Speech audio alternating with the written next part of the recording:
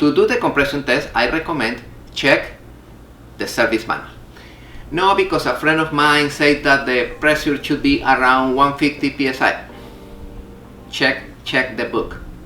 Believe me, each manufacturer have a different recommendations in relation to the compression test. This is the most common, the compression test. Some people like the cylinder leak test, and other people, for special reasons, prefer the vacuum test. In what case can I need information related from the vacuum test? When I have problems with the map sensor. What is the procedure to do the compression test? Okay, normally in gas engines, the rule for the majority of the gas engine is the compression should be in between 120 160 psi. Yeah, this is the rule, and in diesel engines is in between 400 and 12,000 psi, depending on the diesel engine. Okay, but in this particular case, we are going to be concentrated on gasoline engines, inboards and outboards. In both of them, the procedure is too simple. We are going to remove the spark plugs. That's the procedure. We are going to remove the spark plugs, and we are going to connect this gauge, the gauge for compression test. And this gauge have a different adapters depending of the thread of the spark plug. Other important recommendation is when you remove the compression tester, you added a little amount of oil in the cylinder with low compression, a little amount of motor oil, fresh oil, and you put in back the gauge again, and you crank again. If the compression rise, it's because it's piston rings. Right. And if it doesn't, it's the valves. It's the valves. That's it. Absolutely. That's very important. That's an easy test. It is the easy test. If you have low compression in two adjacent cylinders, this is typical an indication that the head gasket is blocked. Right. Perfect. What happens if in this case only one cylinder is with low compression? This is 135 and this is 135, and only the cylinder number 2 have low compression, 120 and 120.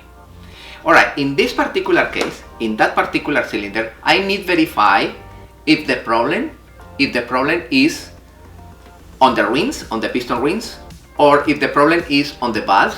One valve stay open a little and the compression goes through the valve open, or if the problem is on the head gasket.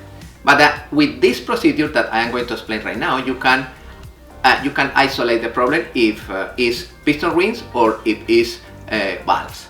For the cylinder leak test, we are going to use this equipment.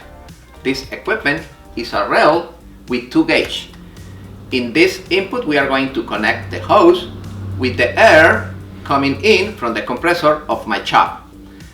And in this gauge, I am going to register the pressure of the compressor of the shop.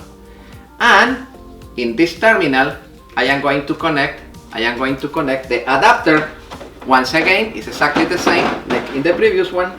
I am going to connect the adapter here in order to connect on the spark plug. I have different adapters with different threads depending of the thread of the spark plug. I'm going to connect this one to the spark plug, and I am going to read the pressure in the second gauge. And we are going to connect in the hole of the spark plugs, this hose. The hose enter over there, and in the other hose we are going to apply pressure, and after that we are going to verify how much is the pressure on the cylinder. Before of that, we need bring that cylinder to top dead center with both valves closed. We need that the cylinder be in top dead center in order to check the compression in that particular cylinder. Because this is a 2-stroke engine, I am going to bring the cylinder on top, and that's it, because we don't have valves in this particular engine. In order to check if the cylinder is on top or in the bottom, I am going to check with the pen This is in the bottom. This is in the bottom. This is on top. We can check this cylinder.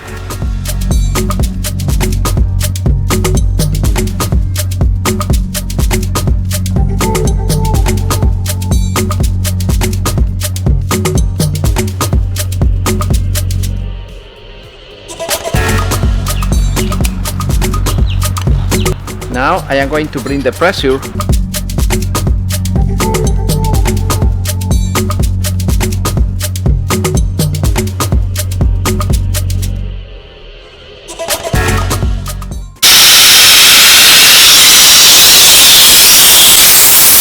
Okay. And we are going to check if the pressure decrease over there. The pressure on the cylinder is not going down. Continue 13. This is an indication. Okay, it's a little going down, 12. It's not 13, it's 12. But this is an indication that that cylinder is in good conditions. The vacuum test is on the manifold.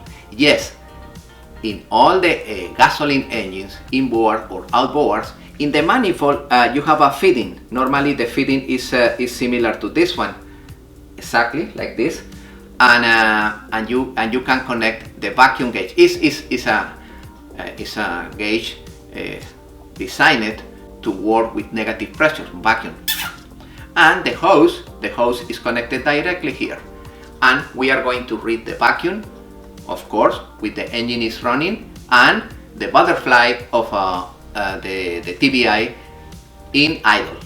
My friend, especially in outboards, the vacuum is critical, because remember, in outboards, the intake manifold mixes the air, the oil, and the fuel. If the vacuum is not perfect, the suction and the mixture is not appropriate, and the performance of the engine change dramatically. Yes, for outboards, two-stroke engines, the vacuum test is very, very important. Some people are more familiarized with that technique. Other people prefer only the compression test or only the cylinder leak test. I recommend that you practice. If you have your engine, practice with those three techniques and verify the results according with the manufacturer, according with the book. Check the book, check the manufacturer. Today is simple because you can download the service manual of your engine easily, and with that information you can verify if in the real life is according with the procedure. All right.